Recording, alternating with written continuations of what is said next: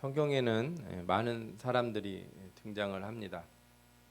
그 중에 우리 눈을 끄는 사람들은 대부분 이렇게 고분분투하면서 열심히 인생을 살아간 사람들입니다.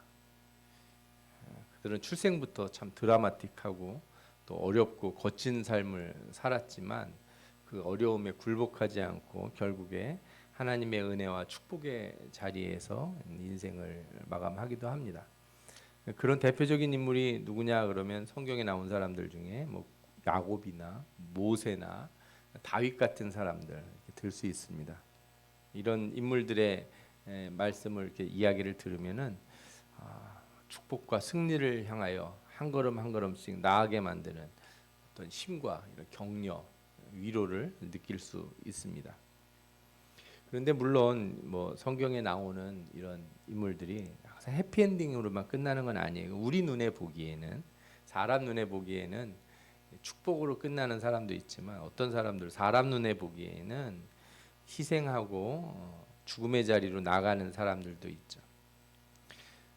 예를 들어 이사야나 예레미야나 에스겔 같은 구약의 선지자들이 그렇습니다. 그러나 우리 눈에는 뭐 해피엔딩으로 끝나든 무엇으로 끝나든 간에 이 사람들은 모두 다 우리에게 신앙의 각오를 다지게 만들어주는 어떤 그런 에너지를 크게 보여줍니다. 그런데 이런 분들 말고 성경에 나오는 좀 특별한 사람들이 있습니다. 이 사람들은 분명 하나님의 축복과 약속을 받은 것 같은데 뭔가 인생에 드라마틱한 게 없어요. 평범하고 굴곡이 없어요. 그냥 밋밋한 것 같은 느낌이 드는 거죠. 그래서 사람들이 이런 성경의 인물들은 롤 모델로 잘 안 삼는 것 같아요. 나는 이런 사람의 축복을 받겠다, 막 이렇게 얘기하는 사람들은 많지 않은 것 같아요. 그러나 저는 이런 인물들 가운데에도 특별함이 다 있다고 생각을 합니다. 그래서 그런 인물 중에 대표자로서 오늘 이삭이라고 하는 사람을 여러분들에게 소개시켜 드리려고 합니다. 이삭은 아주 평범한 것 같지만 평범하지 않는 특별한 은혜를 받았는데 오늘 말씀을 통해서 하나님이 주시는 이 은혜를 받으시기 바랍니다. 아멘. 우리가 잘 아는 대로 이삭은 아브라함이 100세에 얻은 아들입니다. 이 말은 그가 태어난 배경에 하나님의 언약과 그것을 믿어 의롭다 하심을 얻은, 그래서 믿음의 조상이라고 칭호를 얻은 아브라함의 드라마틱한 스토리가 있었다는 거죠. 이건 좋은 일이기도 하지만 한편으로는 이삭의 관점에서 보면 그리 좋지만은 않습니다.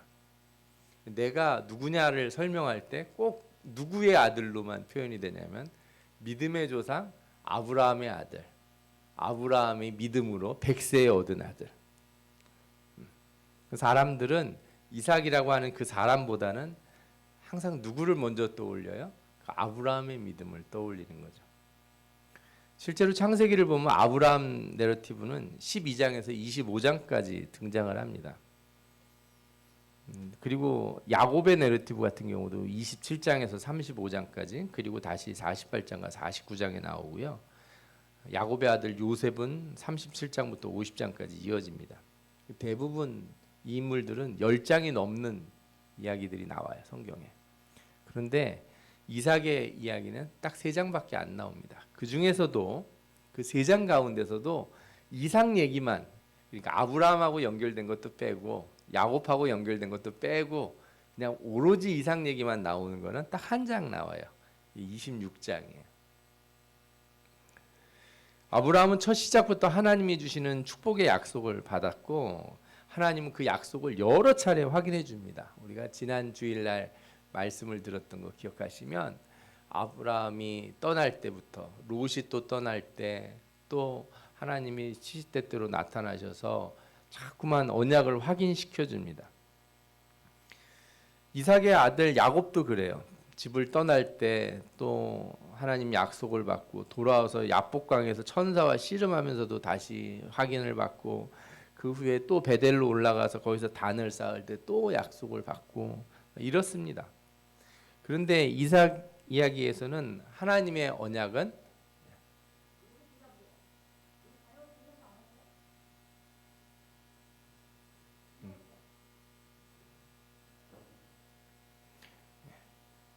하나님의 언약은 딱 한 번 26장에 나옵니다. 그마저도 하나님은 그의 아버지 아브라함의 이름을 들어 약속을 확인해 줍니다. 거기서 뭐라고 말씀하시냐면 이 땅에 거류하면 내가 너와 함께 있어 내게 복을 주고 내가 이 모든 땅을 너와 내 자손에게 주리라. 내가 내 아버지 아브라함에게 맹세한 것을 이루어 내 자손을 하늘의 별과 같이 번성하게 하며 이 모든 땅을 내 자손에게 주리니 내 자손으로 말미암아 천하 만민이 복을 받으리라. 이는 아브라함이 내 말을 순종하고 내 명령과 내 계명과 내 율례와 내 법도를 지켰음이라 하시니라. 아멘. 말씀을 보면은 복을 주시면서 약속을 주실 때 뭐라 그러냐? 내 아버지 아브라함에게 맹세한 것을 이루어. 그리고 또 아브라함이 내 말에 순종하고 내 명령과 율도를 지켰기 때문이다. 이렇게 두 번이나 얘기를 하시는 거예요. 그러니까 약속을 주시더라도 나는 너에게 특별히 약속을 주겠다가 아니라 어떻게 준다는 거예요? 너희 아빠, 네 아버지 아브라함한테 약속을 줬기 때문에 너한테 준다 이렇게 얘기하는 거예요. 확실히 이삭의 인생에서 아브라함의 영향력이 컸습니다. 그는 자신이 태어난 이후에 부모님의 사랑보다는 하나님의 약속이었다는 말을 더 들었을 거예요.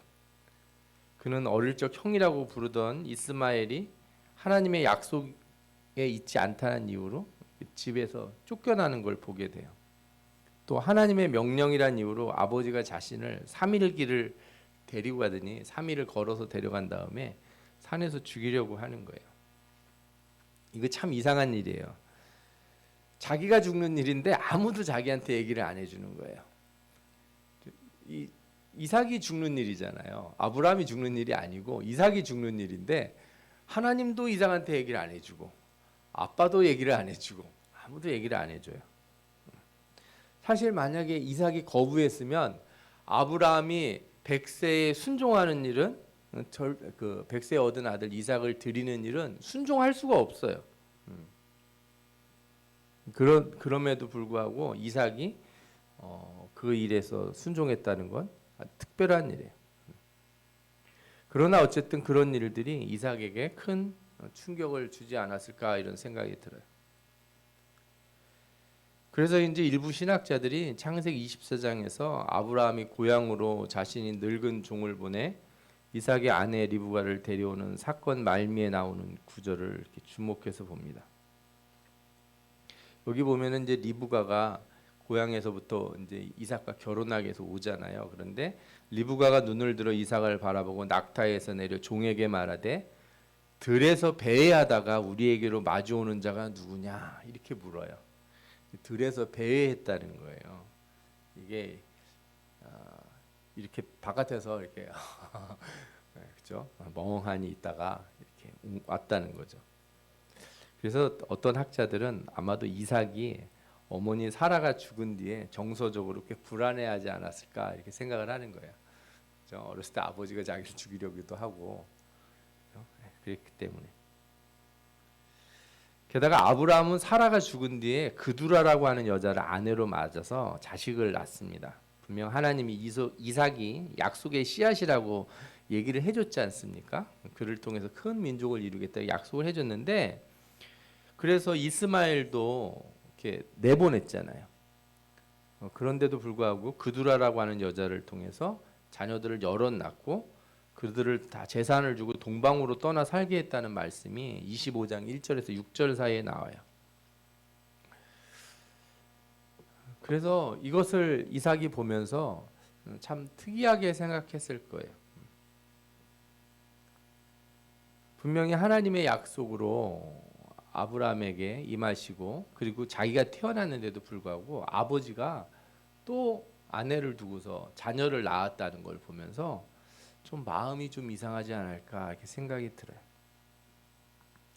게다가 생각을 해보세요. 이제 성경을 잘 읽어보면 이삭이 몇 살에 결혼하면 40세에 결혼을 합니다. 그리고 몇 살에 아들을 낳냐면 60세에 아들 쌍둥이를 낳아요.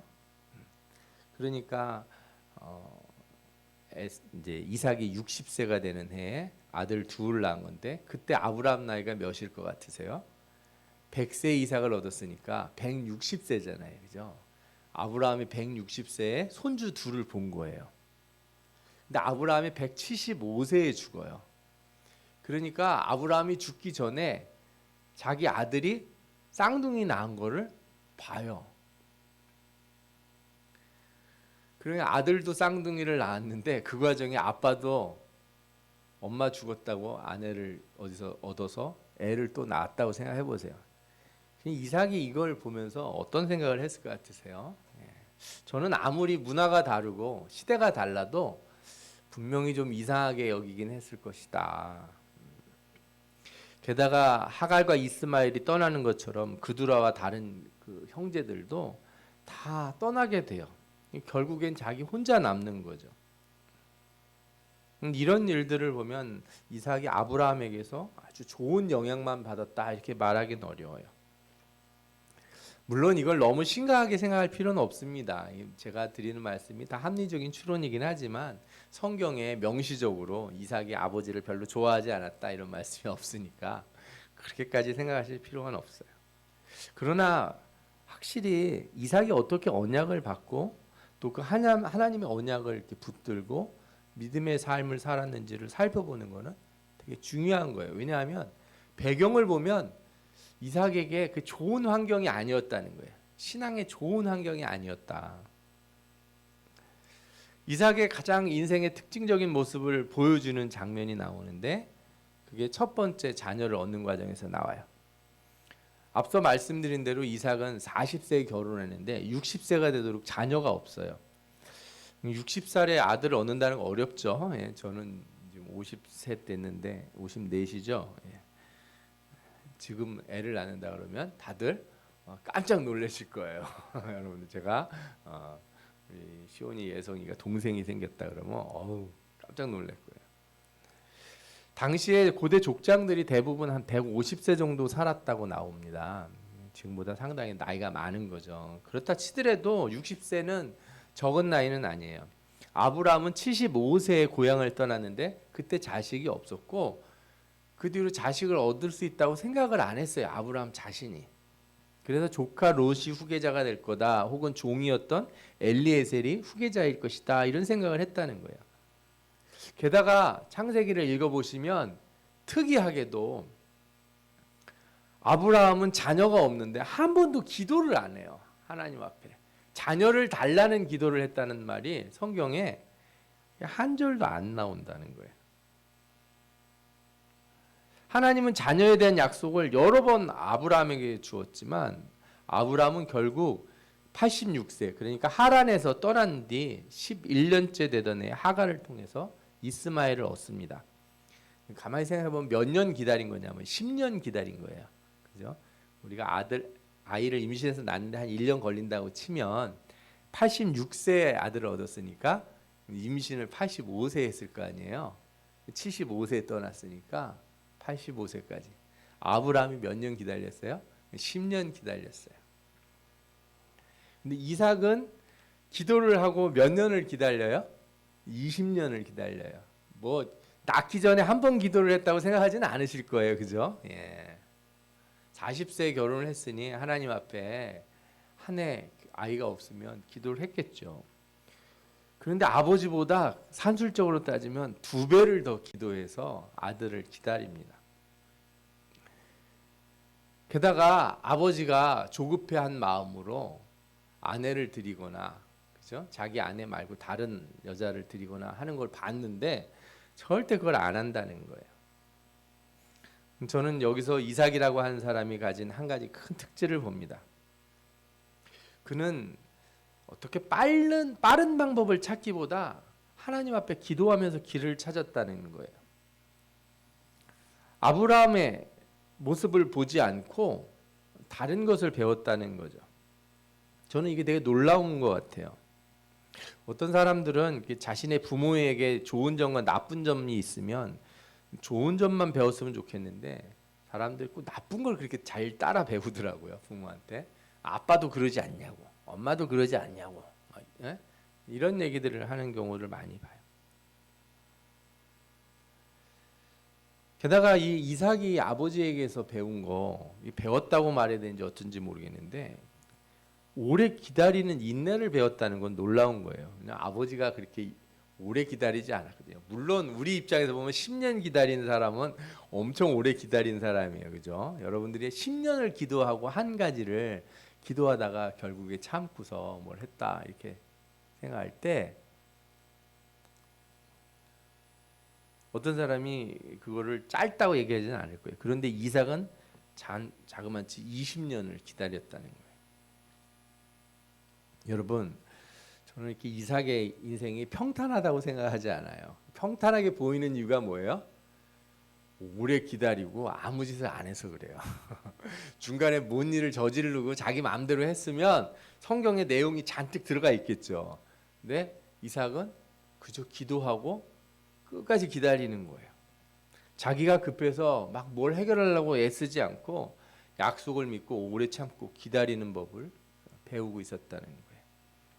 저는 여러분들의 올해가 이런 오랜 기도의 결실의 해가 되기를 축원합니다. 물론 혹시 오늘이 그 해가 아니더라도 여러분들이 이삭처럼 기다리고 참고 인내하는 법을 배우시기를 또 축원합니다. 아멘. 이삭의 신앙의 특징은 그 뒤에 어떤 사건을 통해서 또 나타납니다. 이삭이 흉년 때문에 블레셋 사람들이 사는 땅으로 이동하게 돼요. 그는 거기서 농사를 지었는데 100배의 축복을 얻습니다. 그런데 이 과정을 보면 그가 잘한 것이라고는 딱 하나밖에 없어요. 하나님이 거기 있으라 그런 말을 들었다는 거예요. 하나님은 지시하는 땅에 머무르면 복을 주겠다 이렇게 말씀하셨는데 26장 2절에 나와요. 여호와께서 이삭에게 나타나 이르시되 애굽으로 내려가지 말고 내가 내게 지시하는 땅에 거주하라. 이게 복의 조건이에요. 그래서 이삭은 그 말 딱 듣자마자 그냥 거기서 쭉 있습니다. 자기 아버지가 가뭄이 들었을 때 애굽에 내려간 적이 있거든요. 거기 내려가서도 뭐 양도 없고 노비들도 없고 종들도 없고 낙타도 없고 재산도 많이 늘어났어요. 그거 분명히 알 텐데 이삭은 그냥 있으라고 그러니까 쭉 있습니다. 명령을 지키는 일에 있어서 흔들리지가 않아요. 말씀은 거기서 그가 큰 거부가 됐다고 그러는데 여기서 이렇게 일이 잘 풀리기만 한 건 아니에요. 왜냐하면 사람들이 시기해서 그 아브라함 때부터 이삭이 가지고 있던 우물들을 흙으로 막 메워버려요. 블레셋 사람들이 와서. 그리고 게다가 블레셋 왕이라고 할 수 있는 아비멜렉이 이삭에게 와서 뭐라고 그러냐면 떠나달라고 요구를 하는 거예요. 그렇다면 이제 부자도 되었겠다. 떠날 만도 하죠. 옆에서 싫어하니까 떠나야겠다. 이렇게 떠나면 되는데 그 성경 말씀 26장 17에서 18절을 보면 이삭이 그곳을 떠나긴 떠나요. 그곳을 떠나 그랄 골짜기에 장막을 치고 이렇게 나와요. 그러니까 처음에 그랄에 거주하다가 그랄 골짜기로 갔다는 거예요. 그러니까 그랄은 평지예요. 농사를 지은 좋은 땅이에요. 그랄 골짜기는 그랄에 있는 지역이지만 골짜기니까 농사를 못 짓잖아요. 좋지 않은 곳이에요. 글로 갔다는 거예요. 참 제가 보면은 이삭은 이렇게 사람들하고도 싸움을 잘 안 벌이려고 그러고 하나님 말씀도 지키려고 애를 써요. 거기서 그냥 아비멜렉한테 나는 한치도 못 움직인다. 나는 1cm도 못 간다. 이래서 아마 싸움이 났을 거예요. 그죠? 예. 그런데 알았어. 나 옆으로 비킬게. 그리고서 너희들 별로 안 오고 좋지 않은 땅으로 내가 가서 있을게. 하나님 저 떠난 건 아닙니다. 여기 그랄이니까 여기도. 여러분들 이렇게 제가 보면 인생이 이렇게 평탄해 보이는 사람들 있잖아요. 인생이 막 이렇게 막 굴곡이 있고 드라마틱하지 않아 보이는 사람들 가만히 보면 사람들이 되게 유해요. 부드러워요. 자기 고집이나 막 이거 막 자기가 한번 정한 거 막 끝까지 막 주장하고 세게 나가질 않아요. 그래서 그 골짜기로 와서 거기서 다시 또 우물을 막 파요. 또 옛날에 우물 구하기가 쉬운 게 아니거든요. 팠더니 또 물이 나옵니다. 그랬더니 이제는 여기까지 와서 그랄에 있는 목자들이 골짜기까지 와가지고 시비를 거는 거예요. 판 우물마다 자기네 거라고 그러면서 우물을 빼앗아 갑니다. 이삭은 그때마다 싸우지 않고 어떻게 해요? 그래 그럼 너 가져.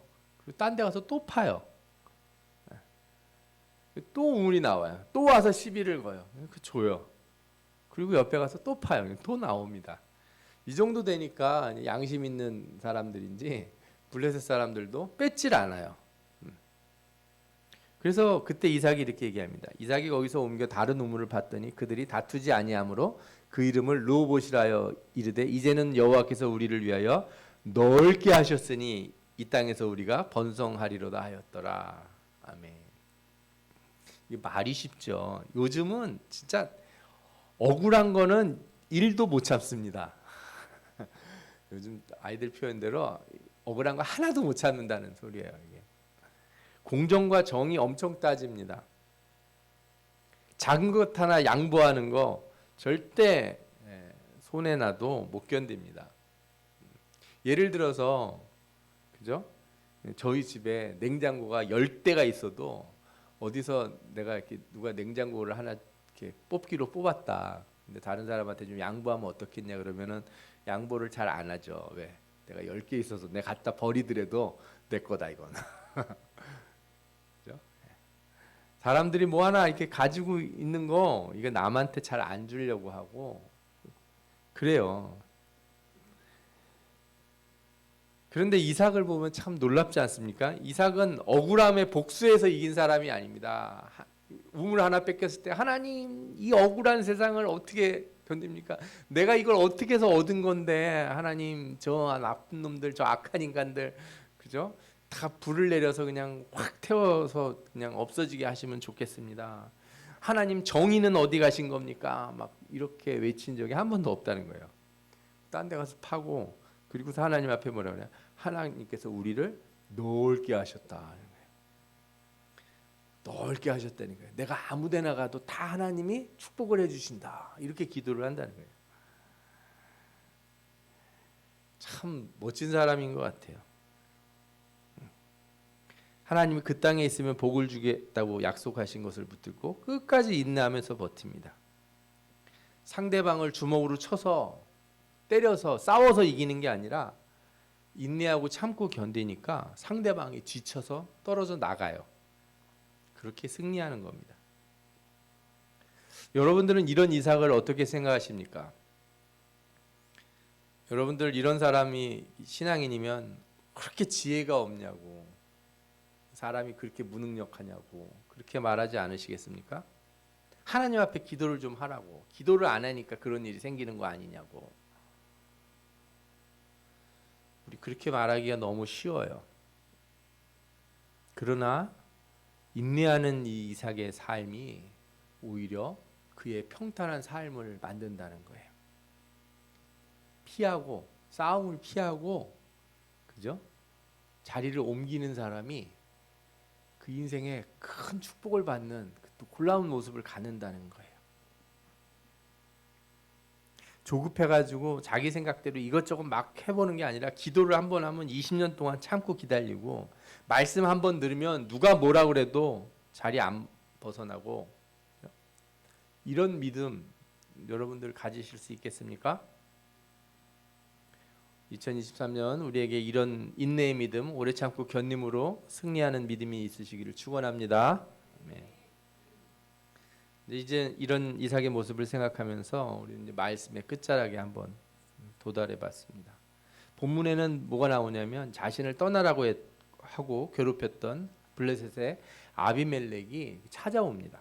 군대 장관하고 같이 찾아와서 이삭을 만나러 와요. 이삭이 물어봐요. 너 왜 왔냐? 나 쫓아내더니 그랬더니 이 사람들이 뭐라 그랬냐면 여호와께서 너와 함께 계심을 우리가 분명히 보았으므로 이렇게 얘기를 해요.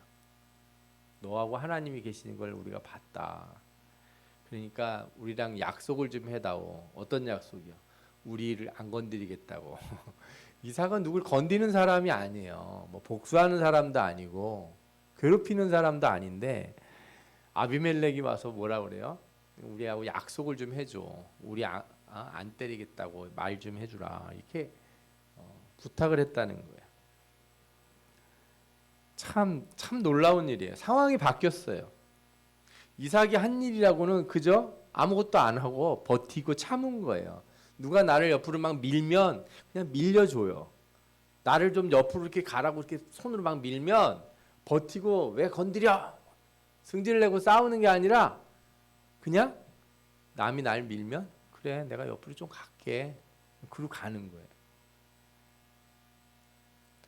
내 걸 막 뺏어가면 이런 억울할 때가 있나 이를 악물고 저 인간들 내가 반드시 복수해서 내가 본때를 보여주리라 그런 게 아니고 그래 가져가. 난 또 다른 게 있을 거야. 말씀을 보면 꼭 이런 거예요. 나는 한 번도 때린 적이 없는데 조폭들이 와서 나 안 때리면 좋겠어 막 이렇게 말하는 거랑 비슷해 보이지 않습니까? 저는 이것이 인내하는 자의 승리라고 말씀드리고 싶습니다. 참고 기다리며 말씀대로 순종하는 사람들의 승리가 이런 겁니다. 저는 이것이야말로 기독교인들이 가질 수 있는, 신앙인들이 가질 수 있는 가장 멋진 승리라고 말씀드리고 싶어요. 요즘 세상을 보면은 이 복수하는 내용이 너무 많아요. 텔레비전 이런데 드라마나 뭐 보면은 하다못해 죽었다 다시 살아나가지고 복수를 해요.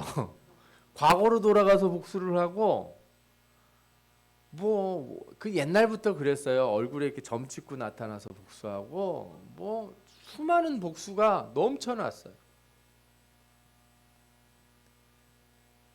어느샌가 기독교인들마저도 하나님 앞에 복수를 기도해요. 원수를 갚아달라고. 그러나 여러분, 저는 기독교인이 가질 수 있는 가장 큰 승리가 뭐냐? 싸워 이기고 복수하고 힘으로 굴복하는 승리가 아니라 믿음의 승리, 인내의 승리가 가장 좋은 승리라고 말씀드리고 싶어요. 2023년 여러분에게 이런 믿음이 있길 바랍니다. 이런 참고 인내하는 자에게 하나님이 100배의 축복을 주시며 우물마다 파는 우물마다 물이 나오듯이 하는 일마다 열리고 세상에 두려워서 나에게 엎드려 당신과 하나님이 함께 하시는군요. 나를 불쌍히 여겨주십시오. 나를 도와주십시오. 이렇게 이야기할 수 있는 놀라운 역사가 있기를 축원합니다. 네. 여러분들이 이것을 놓고 오늘 한 해 기도하시며 이 이삭의 복을 받기를 바랍니다. 아멘. 기도하겠습니다.